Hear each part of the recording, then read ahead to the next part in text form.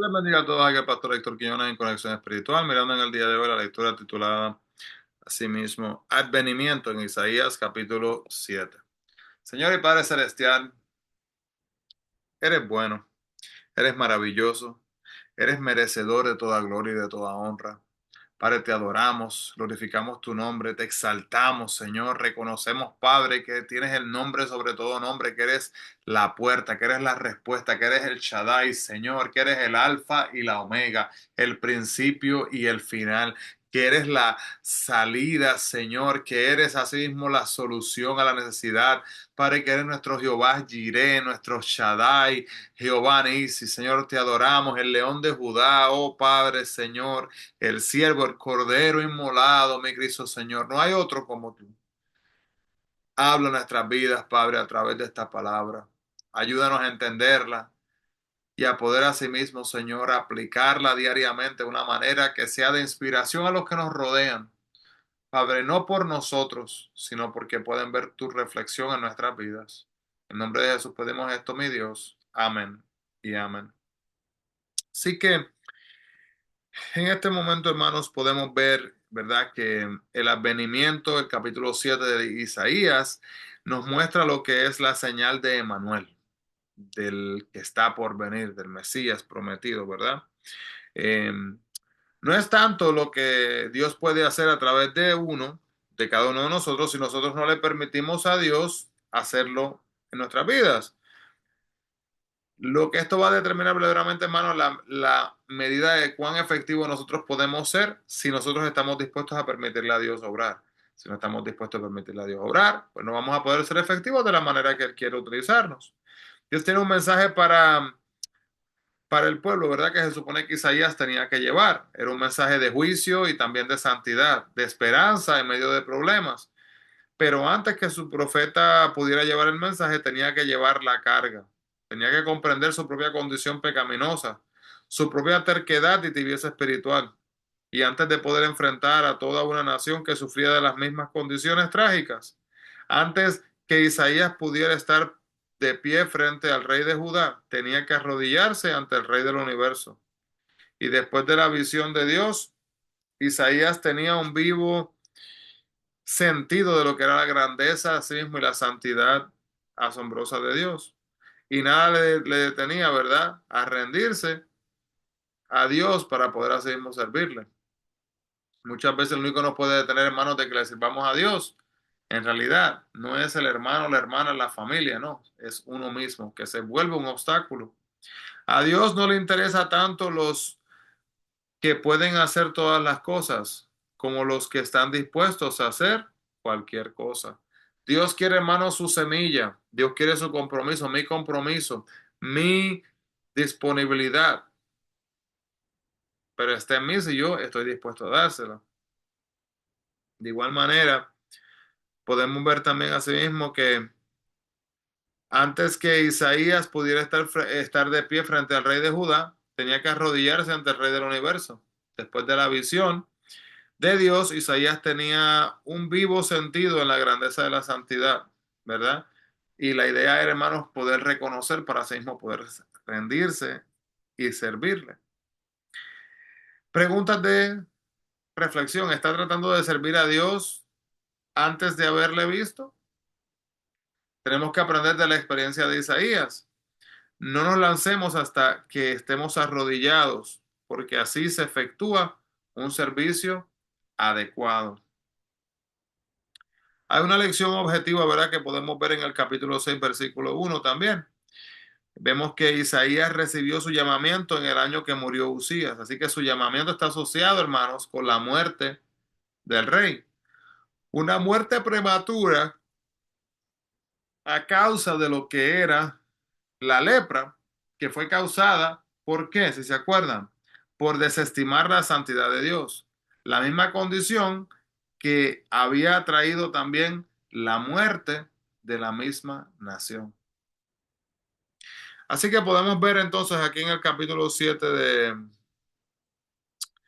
de lo que es Isaías, nos muestra que transcurría, ¿verdad?, lo que era el año 734 antes de Cristo, Y hay una alianza del reino del norte de Israel y Siria que está a punto de atacar a sí mismo a casa. Entonces el rey de Judá en Jerusalén temía por el posible final del reinado y porque los ejércitos enemigos fueron a matar a mucha gente o que iban a sí mismos, se los iban a llevar.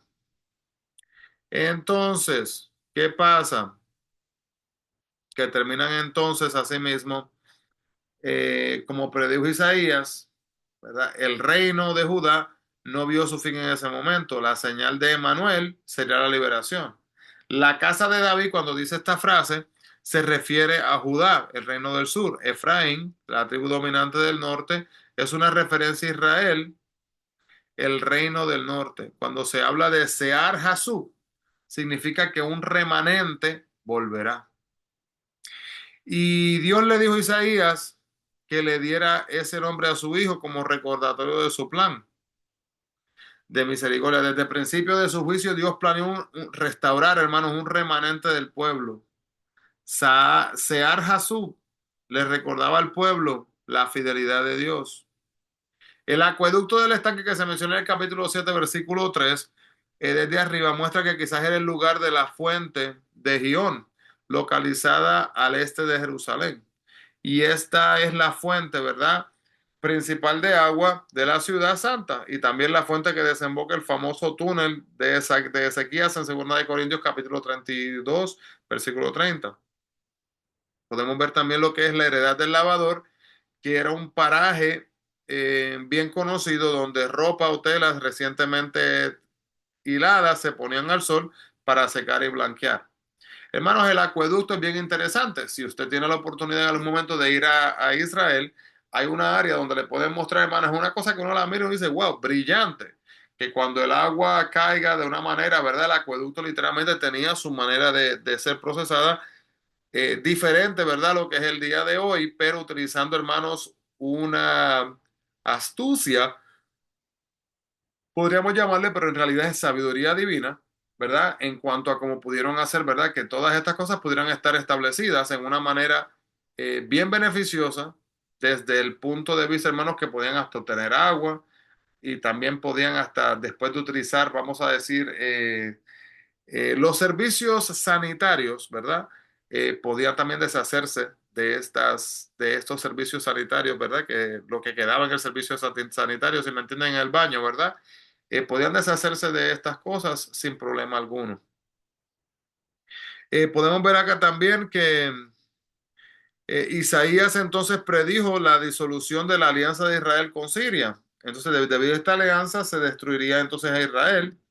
También Asiria sería el instrumento que Dios iba a utilizar para hacerlo, para castigar a Judá. Pero Dios permitiría que Asiria destruiría, no iba a permitir que Asiria destruyera a Judá, sino que los perdonaría debido a que la misericordia del plan de Dios no puede frustrarse, ¿verdad? Dios no puede voltearse en contra de sí mismo, porque eso no tiene lógica.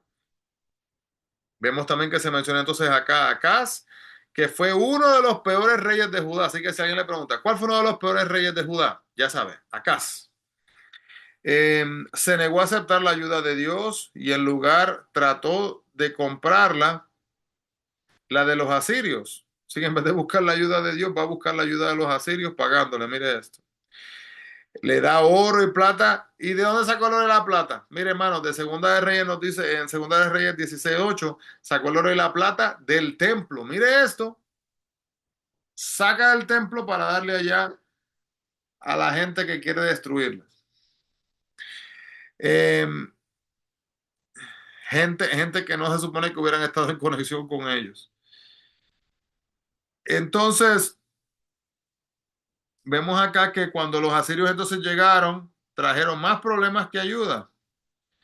En el año 722, Samaria, la capital de Efraín, con otro nombre para Israel, el reino del norte, cayó ante los ejércitos asirios.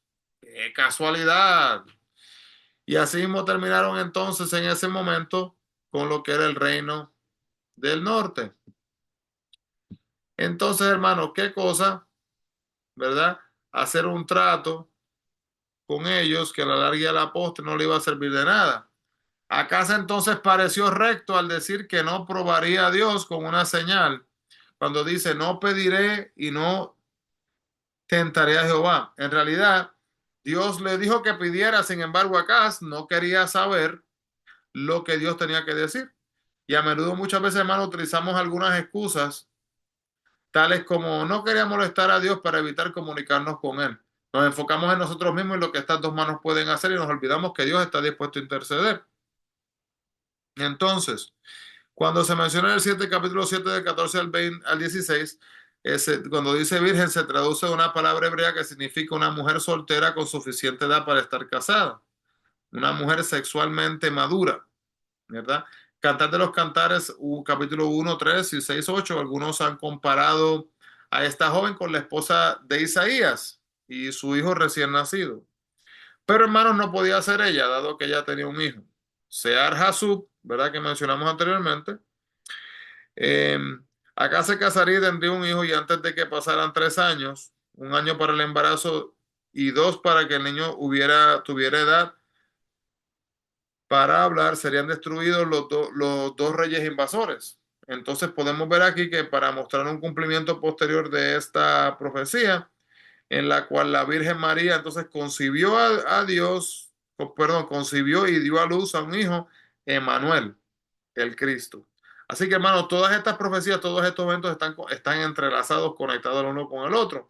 Por eso es tan importante. Yo sé que es difícil, sé que a algunas personas quizás no les gusta, sé que quizás no quiere procesar y hacer una conexión de todos.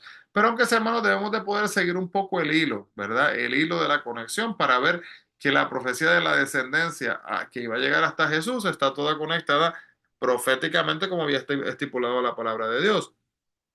Capítulo 7, 18, cuando se menciona la mosca y la abeja, que son símbolos del juicio de Dios, Egipto y Asiria en esta ocasión no devastaron a sí mismo a Judá. Ezequías sucedió a Acaz como reino y honró a Dios, por lo tanto, él contuvo su mano de juicio y 2 reyes malvados gobernaron antes de Josías, de quien se decía que no había habido otro rey que se convirtiese tan completamente ante a Dios como él. Sin embargo, el destino de Judá estaba marcado por la maldad extrema que tenía el padre de Josías, Amón. Y durante el reino de Josías, ¿verdad? Egipto marchó en contra de los asirios. ¿Qué pasó entonces? Josías entonces viene y le declaró la guerra a sí mismo a Egipto, a pesar de que Dios le había dicho claramente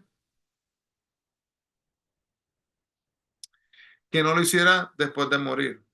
Que no lo hiciera. Y después de morir, en Segunda de Crónicas 35, 20 al día 27, solo los reyes débiles gobernaron Judá. Después de 3 meses, los egipcios se llevaron al hijo de Josías, Joacás. Nabucodonosor se llevó a Babilonia a Joacim y el siguiente rey de Egipto y Asiria asestaron entonces a un golpe mortal a sí mismo a Judá. Capítulo 7, versículo 20, vemos que Israel cayó, pues porque contrató a Siria para que lo salvara. Y esto, hermano, es un símbolo. Imagínese usted ir en contra de sus enemigos y decirle, mire, le voy a dar este dinero para que no me ataque. Es un símbolo de debilidad, humillación. Y esto iba a rajar con navaja, ¿verdad? El pelo de Judá. Cuando dice esa frase, Segunda de Reyes 16, del 7 al 8, y número 6, versículo 9, explica que después de contaminada, una persona que se apartaba de Dios tenía que rasurar su cabeza como parte del proceso de purificación. Rasurarse el pelo, hermanos, el cabello, ¿verdad?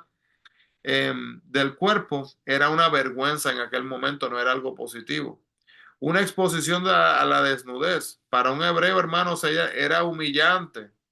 Una de las peores cosas que le podía hacer, literalmente, hermanos, hubiera momentos, ¿verdad? Que si al querer humillar a una persona, cogí se le cortaba una mecha de la barba, se le cortaba de su cabello. Era una cosa totalmente humillante. Y el versículo 21 al 25 del capítulo 7 dice, cuando dice, hollarían los ricos campos de Judá hasta convertirlos en pastizales adecuados solo para apacentar ganados, ya no sería una tierra de abundancia, una tierra de la que fluye leche y miel, como dice Éxodo 3:28, 3:8, perdón, sino una de mantequilla, miel y espinos. Así que podemos ver en este momento, hermanos, ¿verdad?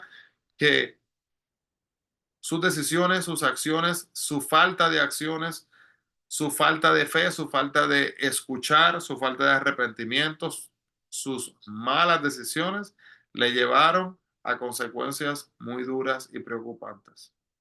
Vamos a aprender de esto, hermano, para que nosotros no caigamos en esos mismos caminos. Vamos a tomar decisiones de acuerdo a la guianza del Señor. Dios y Padre Celestial, te adoramos. Agradecemos, Padre, por siempre estar ahí dispuestos para guiarnos y ayudarnos. Gracias por tu discernimiento, Espíritu Santo. Nuestras vidas están en tu mano y te pedimos que así mismo nos guíes, guardando nuestros pasos y ayudándonos, Señor, a que así mismo caminemos de acuerdo a tu voluntad, buscando honrarte como lo mereces. Guarda nuestras vidas y guíanos, Señor, para que podamos diariamente tratar de hacer lo mejor para ti, como lo mereces. En el nombre de Jesús pedimos estas cosas, mi Cristo. Amén y amén. Así que Dios les bendiga grandemente, hermanos. Bendiciones a todos y no se olviden, busquemos la presencia del Señor. Bendiciones.